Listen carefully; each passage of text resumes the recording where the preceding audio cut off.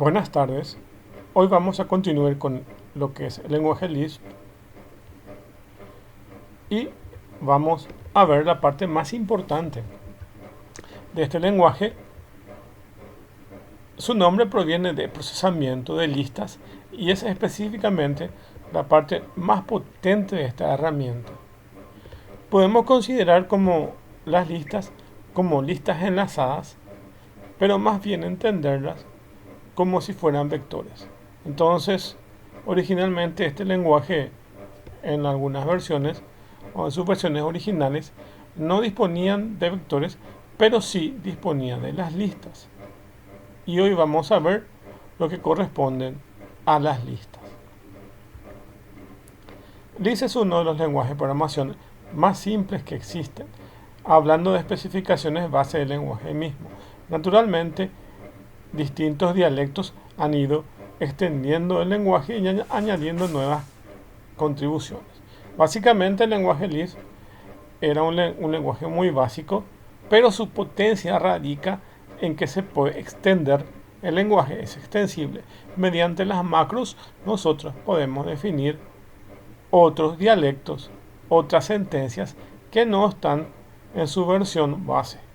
Y así, con el tiempo surgieron nuevas versiones y nuevas adaptaciones a este lenguaje.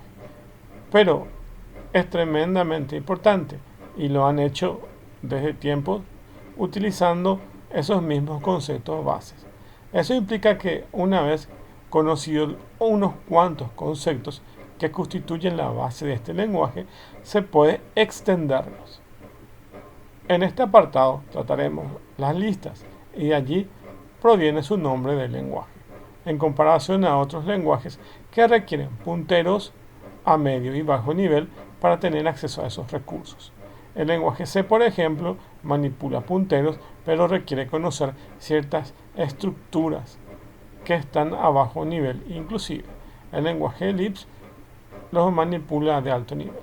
Básicamente conocemos hoy en día los lenguajes orientados a objetos.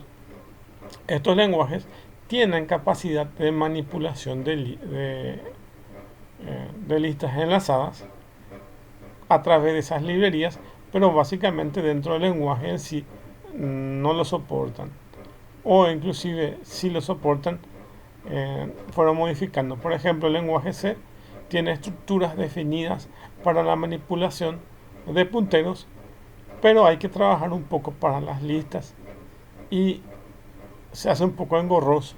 De hecho, el Java trató de mejorar eso, igual que algunas versiones del lenguaje C, más lo trataron. Entonces, trataron de manejar esto a través de punteros a alto nivel. En el lenguaje Lisp se manejan listas y estas listas, como vamos a ver, son en realidad estructuras de listas enlazadas. Y estas listas se especifican delimitando sus elementos entre paréntesis. Se parecen a vectores, pero hay una diferencia sutil entre ambos elementos. Lo importante es tener en cuenta que las listas se forman colocando entre paréntesis sus elementos. Estas listas, donde todos sus elementos son átomos,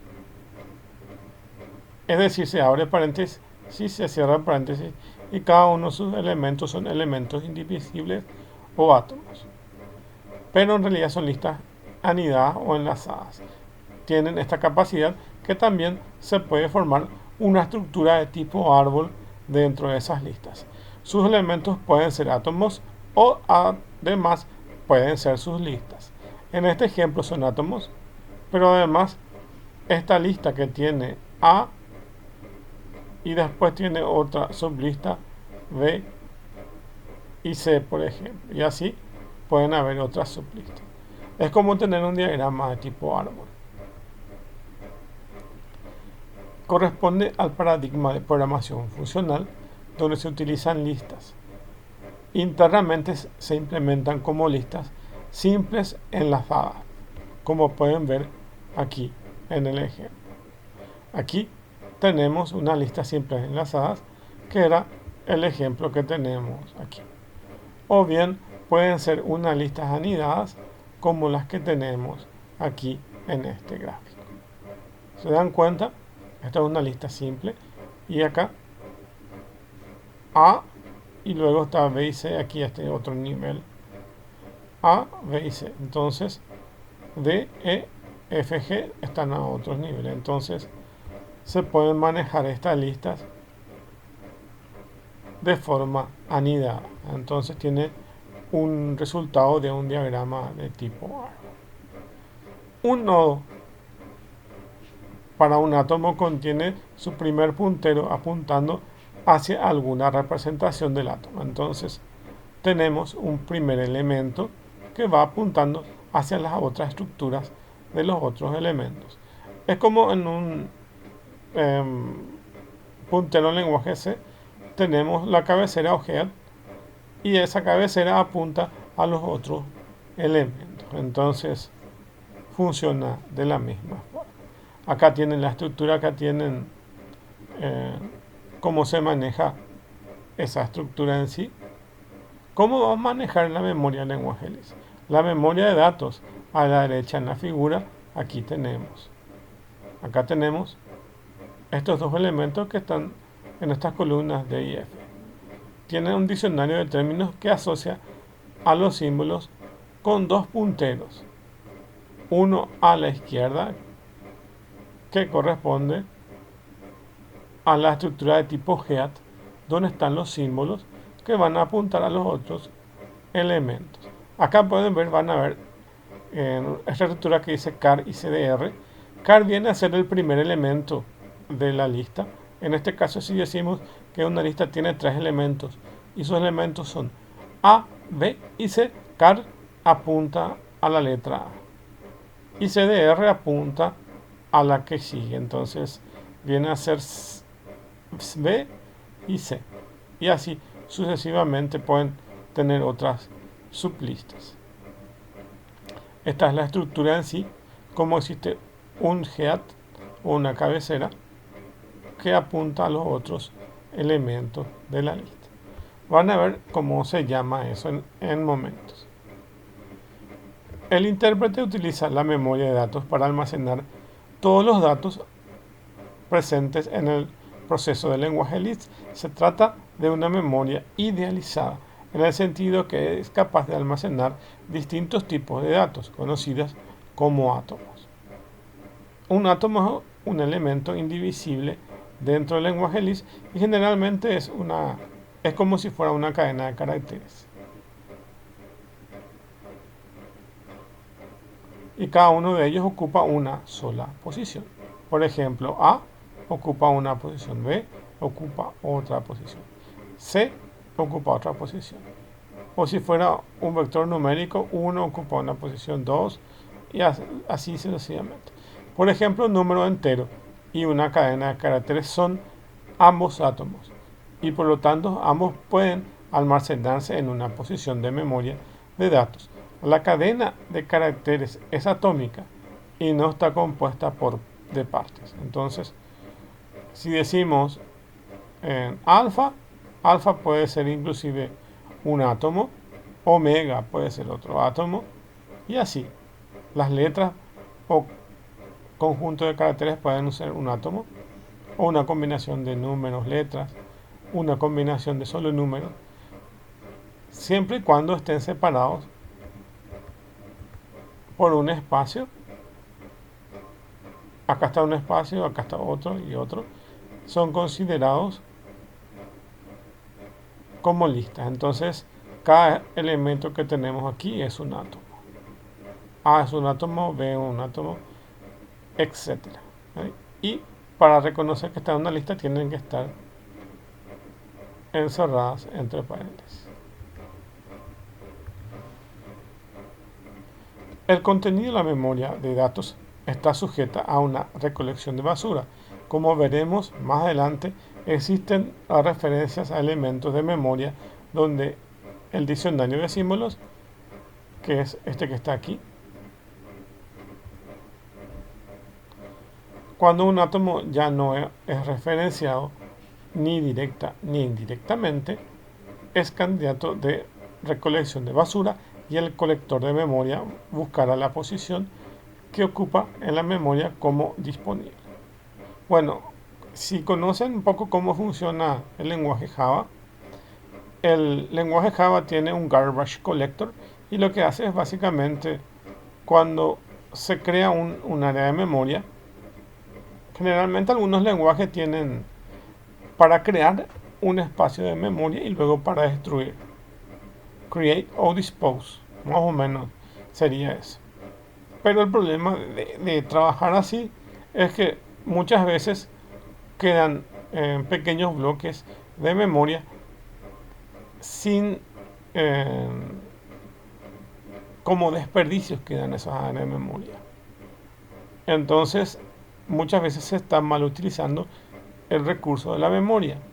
Muchas veces en los programas podemos asignar nuevos punteros y asignar nuevas estructuras de datos. Si manejamos, por ejemplo, punteros, entonces creamos un área de memoria. Si trabajamos como puntero netamente. Y si trabajamos eh, en un lenguaje orientado a objetos, cuando creamos una instancia, entonces básicamente lo que estamos haciendo es asignar un espacio de memoria donde en realidad por debajo eh, existen los punteros, pero para a alto nivel es crear un objeto o una instancia. Pero lo que se está haciendo es crear un espacio de memoria que albergue tanto los datos como parte de la sentencia en sí. Y lo que se hace generalmente es crear una nueva instancia, pero muchos de los lenguajes requieren, al término de la ejecución de ciertos procesos, eliminar esos objetos o eliminar esos punteros. Si programamos de forma incorrecta, puede darse el caso de que no se eliminen correctamente esos espacios de memoria y queden huecos sin poder utilizarse. Y aquí uno de los primeros lenguajes que ya utilizó esa técnica es el lenguaje Lisp, donde básicamente tiene un sistema de recolección de basura. Cuando la cabecera ya no apunta a otro a otro objeto, entonces es candidato para que pueda actuar el garbage collector. Entonces el recolector de basura va a eliminar esa área de memoria, entonces da posibilidad para que se puedan reasignar otros en el futuro. Como veremos más adelante, existe una referencia a esos elementos. Así pues, la memoria de datos contiene átomos en Lisp, que ya vimos que son los átomos, son los pequeños bloques de caracteres y números, pese a que los tipos de átomos pueden variar dependiendo del dialecto que se esté utilizando, como por ejemplo, dialectos o versiones derivadas del lenguaje Lisp son el Common Lisp, el Emacs Lisp, el Sham, etc. Este es un conjunto de tipos bastante estandarizado que podemos encontrar en cualquiera de ellos. Así pues, la memoria de datos contiene átomos que son utilizados en Lisp, pese a que tipos de átomos pueden variar dependiendo del dialecto que ya vimos. Entonces existen estos elementos que son los comunes, que pueden ser números, cadena de caracteres, como ya lo conocemos, y los símbolos. Entonces, acá tienen ejemplos de números, acá tienen ejemplos de cadena de caracteres. Estos son parecidos a los que se usan en los otros lenguajes, encerrado entre comillas. También tenemos los símbolos que se utilizan dentro de este lenguaje. Los símbolos son nombres. Su única semántica es que dos símbolos de distintos nombres se consideren como símbolos distintos. En forma escrita, los símbolos utilizan un léxico similar a los identificadores de otros lenguajes de programación, aunque permiten la inclusión de muchos caracteres alfanuméricos desde la particular hasta lo general en forma sintáctica de Lisp, como los guiones y las barras, etc. Podemos ver los átomos de tipo símbolo siendo sus valores A y C, por ejemplo. Entonces serían como más o menos como definir variables, más o menos.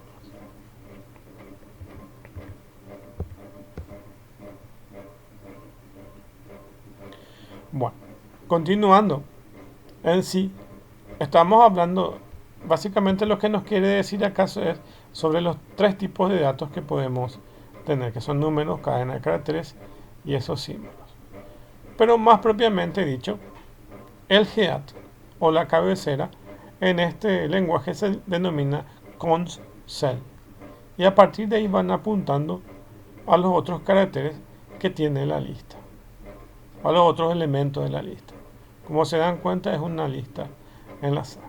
En el gráfico puede ver que consel, el que está acá primero, es un apuntador a datos, y cada dato tiene además otro apuntador a otros caracteres. Entonces el consel tienen aquí, que es el primero que va a apuntar a un dato, y un dato tiene el dato en sí y otro apuntador a otros datos. Entonces se va encadenando eso. Car es el primer carácter, entonces este es car, y cdr es el apuntador a otros caracteres,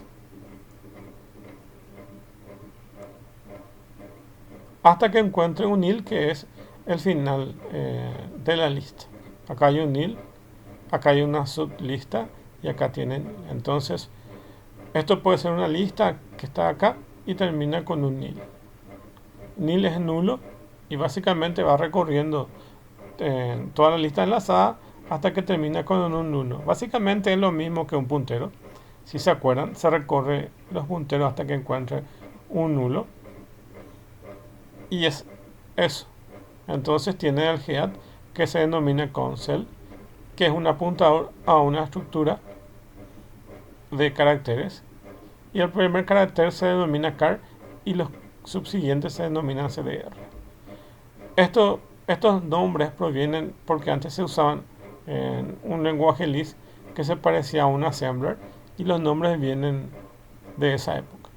Actualmente se han modificado esos nombres y vamos a ver cuáles son los nombres modificados.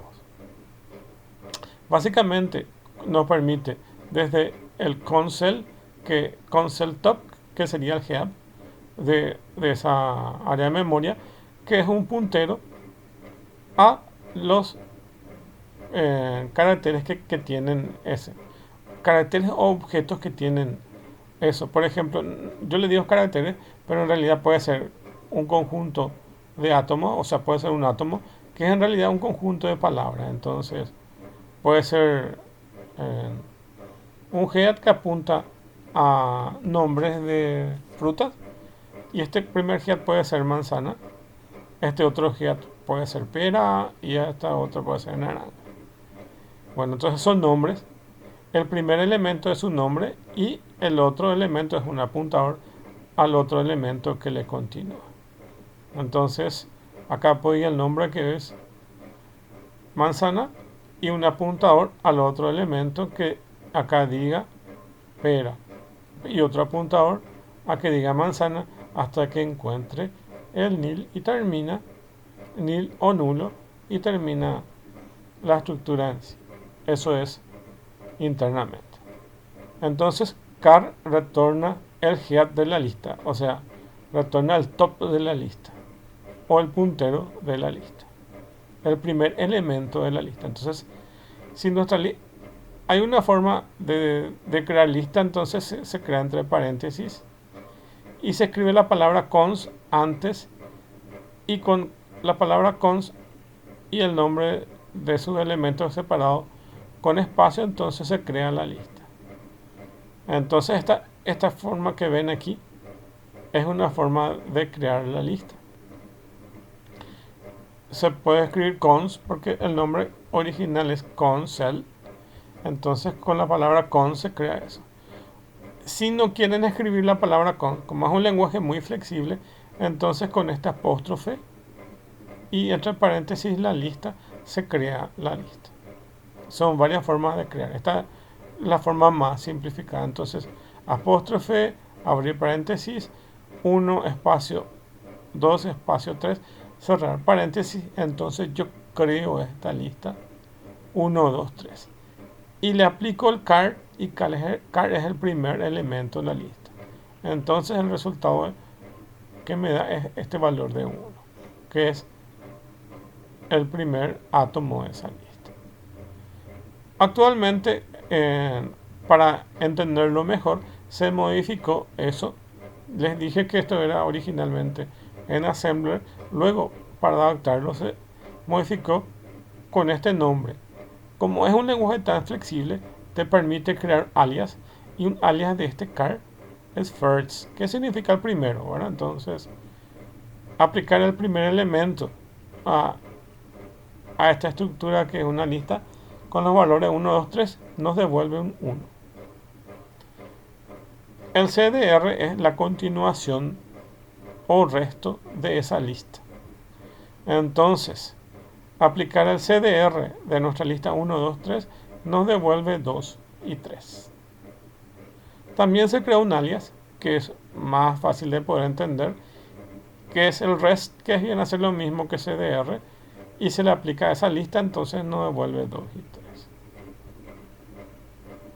Y se puede usar cons directamente o los apóstrofes. Entonces cons 1 se crea una lista de 1 y luego con el apóstrofe 2 y 3 se crea otro. Entonces tenemos la lista 1, 2, 3. Acuérdense que se maneja en este lenguaje los paréntesis, por lo que antes de aplicar cualquier función se abre y se cierra paréntesis. La lista en sí van a darse cuenta que usa paréntesis. Y también para aplicar el car, first o cons o cualquier cosa que vamos a aplicar, vamos a abrir paréntesis. Por esto es un lenguaje un poco difícil de usar porque maneja muchos paréntesis. Este es nuestro ejemplo. Acá abrimos paréntesis, luego creo la lista ABC y cierro paréntesis, pero imprimo esos valores. Entonces imprimo A, B y C. Entonces creo la lista A, B y C y lo imprimo. Luego le aplico CDR a A, B y C que es creado y me va a traer el primer elemento, que es A, o el primer átomo, que es A, el primer elemento de la lista. Con first va a ser lo mismo que CDR, entonces nos va a traer A. Luego aplico el rest de A, B y C y me va a traer solo B y C.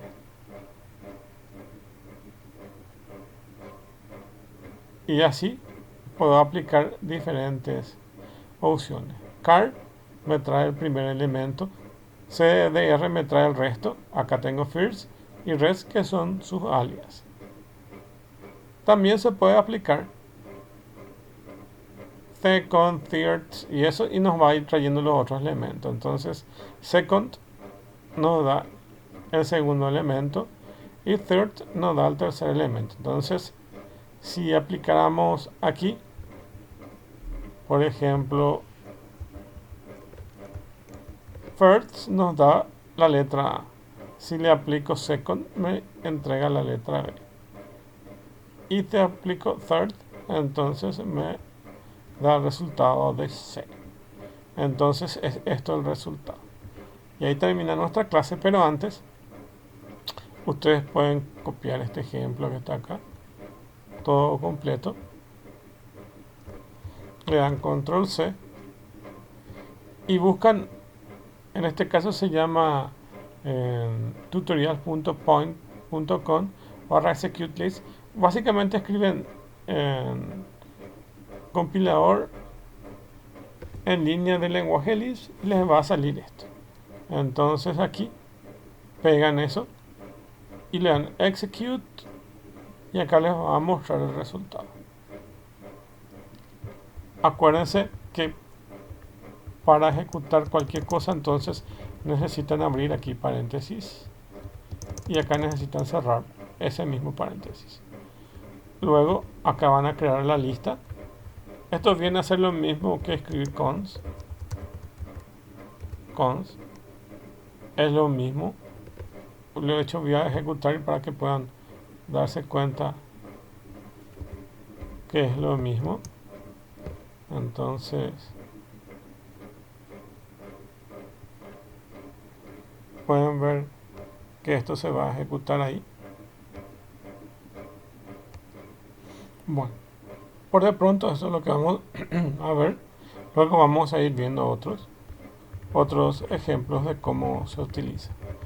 Hoy lo más importante es que vimos las listas y poder entender cómo funcionan este conjunto de listas enlazadas. Entonces, esta es una forma de definir la lista. Y con esta imprimo la lista. Y aquí extraigo elementos o recorro esa lista. No tiene una forma de recorrer como lo hacemos en otros lenguajes con un ciclo for o con alguna especie de ciclo para recorrer los vectores, pero sí podemos inclusive recorrerlo de forma recursiva estas listas. De hecho, hay ciertas tendencias de recorrerlo recursivamente, si bien el lenguaje Lisp nos provee también de formas de recorrido con ciclos. En cambio, esas estructuras son más difíciles de encontrar en lenguaje tipo Prolog, pero sin embargo, aquí sí se disponen de otra forma de recorrer. Bueno, entonces hasta aquí la clase y recordarles que tienen que hacer la tarea y que lo más importante es aquí lo que nos toca con respecto a las listas. Entonces es un poco eso y este es el final de la presentación. Muchas gracias.